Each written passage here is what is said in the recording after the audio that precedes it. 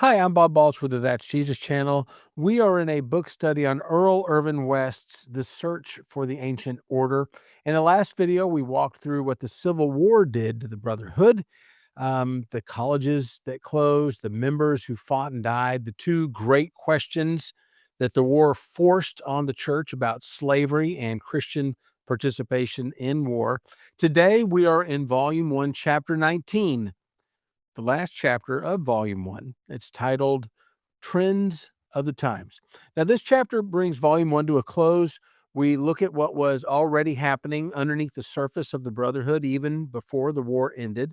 West frames this chapter like a doctor reading symptoms, right? He says that we are watching the windmill to determine the direction of the wind, and the events themselves matter less than what they reveal about where the movement is headed.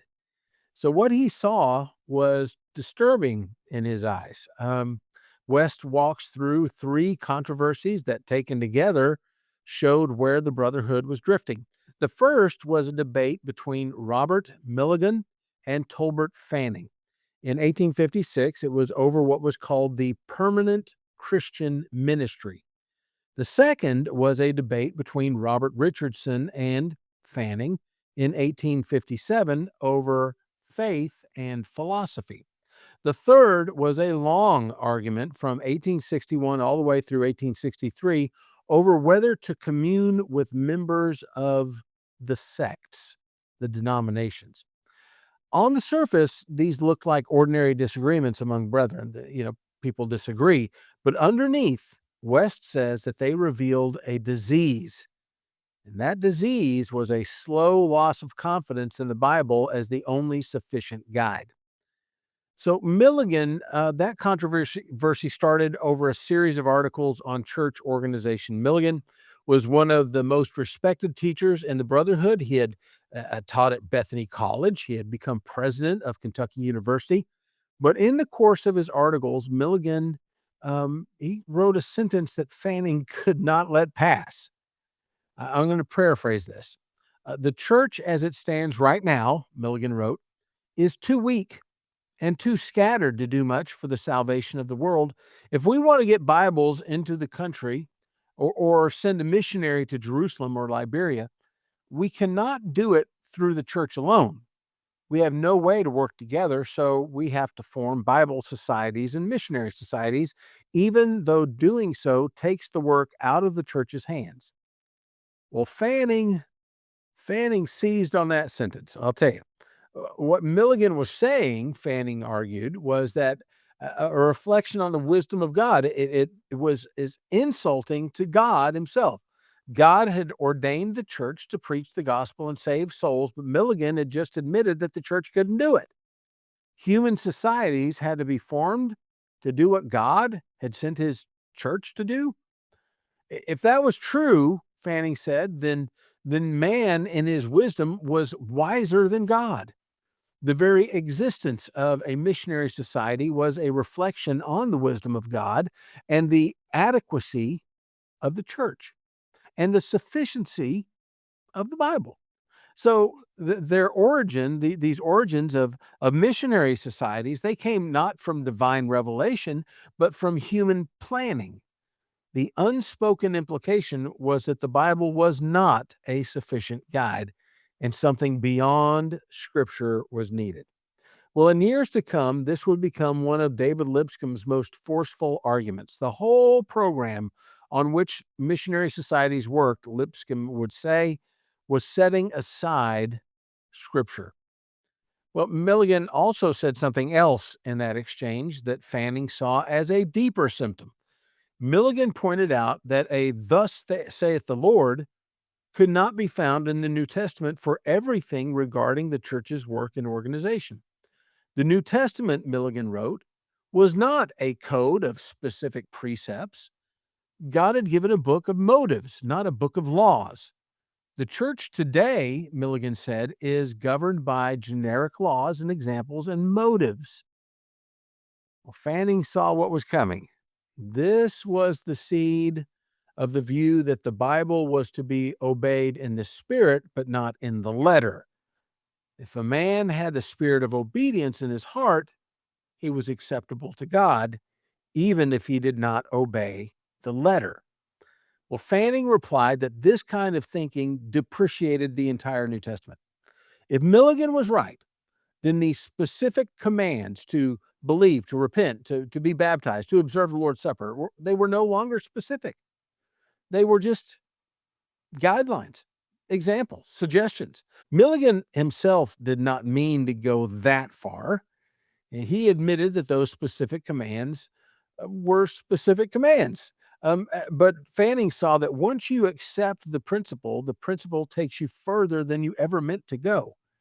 Other men, less careful than Milligan, according to West, would push it the rest of the way. Less than a year later, Fanning was tangling with another respected teacher. This one was Robert Richardson.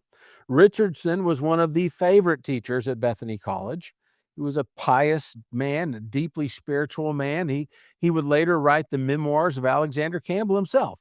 And in March of 1857, he began a series of articles in the Harbinger called Faith versus Philosophy.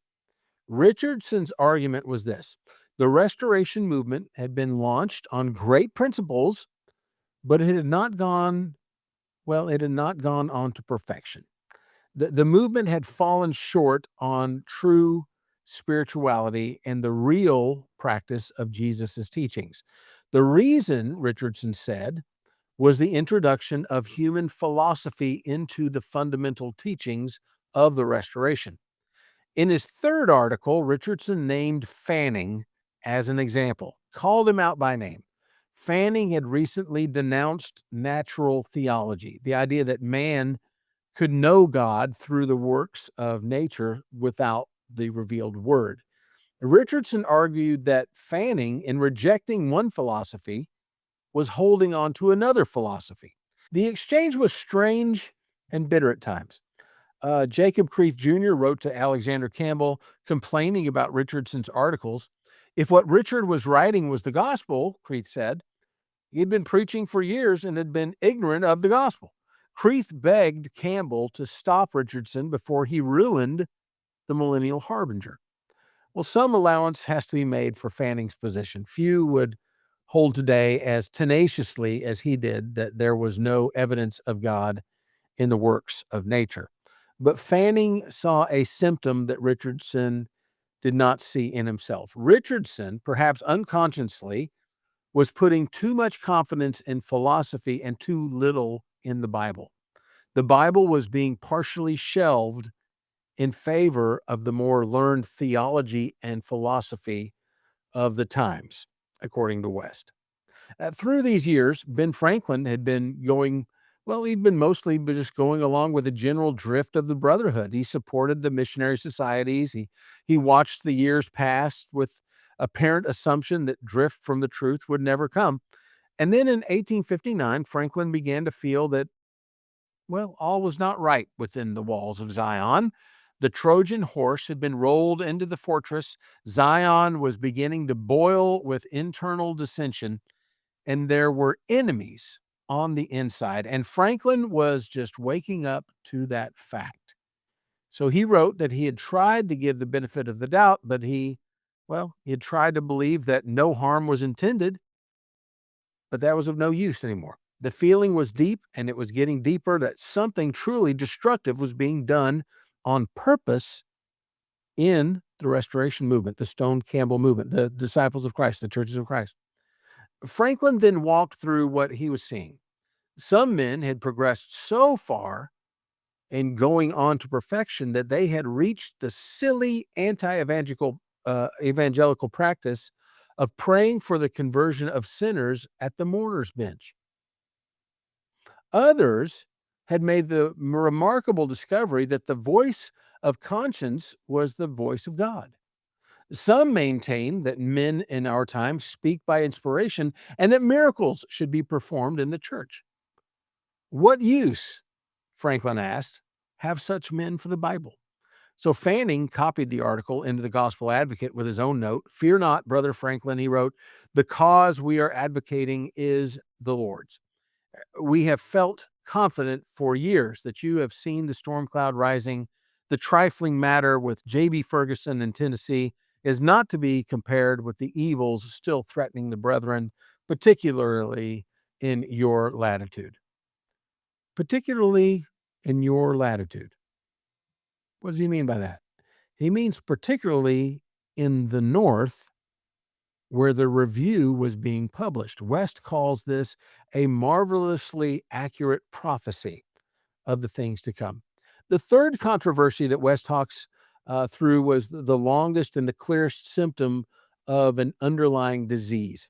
So, December 1861, Richard Hawley is a leading member of the Detroit church. And he wrote to Pendleton complaining about the use of Phariseeism and exclusiveness in the church regarding sects.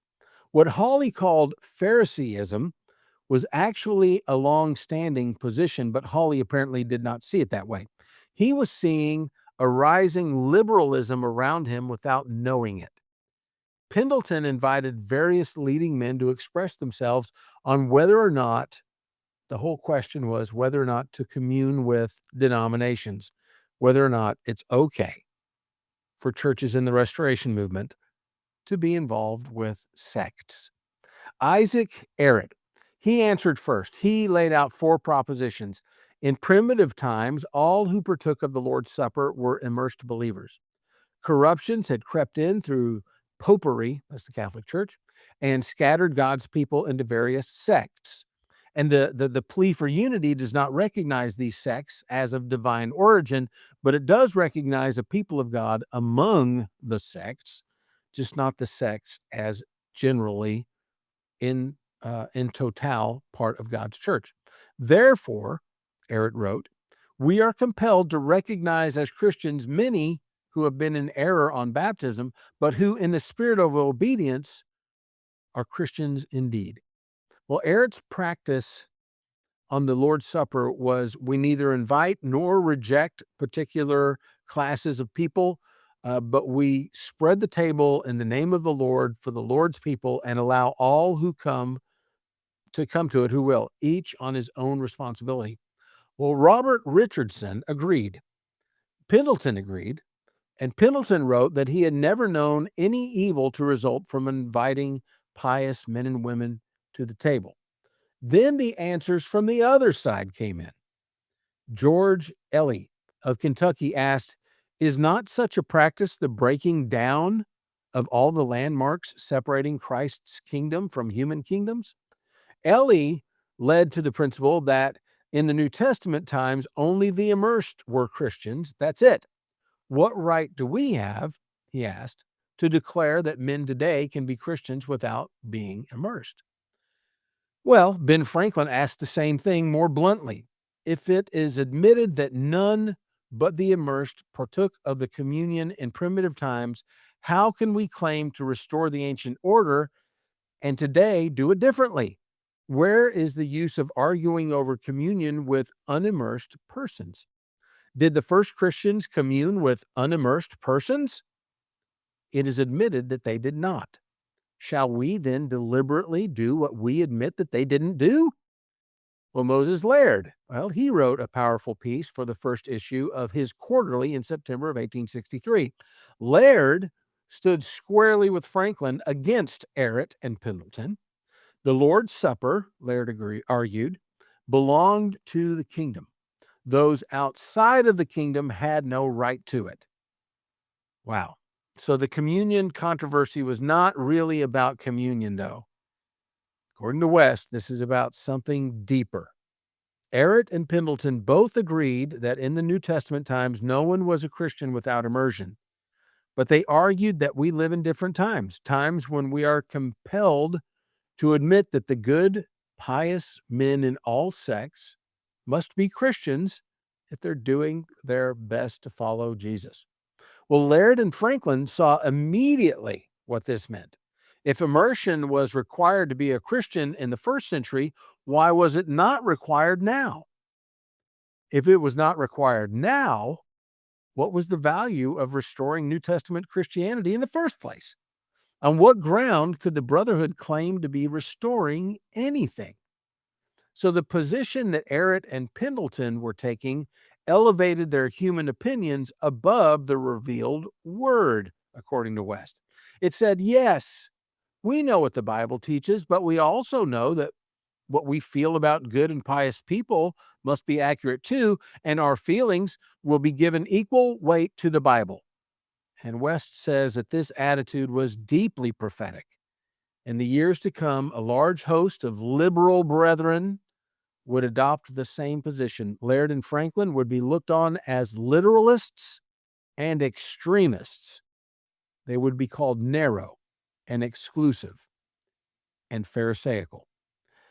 But for the most part, the churches of Christ have, down through the years, maintained that immersion is essential to being a Christian, and they have refused to substitute opinions for the plain declaration of Scripture. Call it exclusive if you want, call it Phariseeism if you want, call it literalism if you want. According to West, it is loyalty to God's word, and that is what counts. Well, the war ended in 1865. The Brotherhood had survived without dividing over slavery. Lincoln was dead. The country lay bleeding from 4 years of civil war. The corresponding secretary of the Missionary Society spoke at the October 1865 convention and shared his thoughts. After all the suffering, we can finally see peace returning to a country torn apart by war. The nation has been saved, the enslaved have been freed, peace is restored. That alone should fill us with gratitude to God. Now let us put the past behind us and get back to work. But West's closing words are not optimistic. The Brotherhood, he writes, had weathered the issues created by the war without serious disruption, but could she long continue without disruption with so many symptoms present? The clouds were on the horizon. Some saw them, some called them dark. Others refused to look for fear of what they might see. Some thought that it was no time to look for dark clouds when the country itself was draped in black for a murdered president.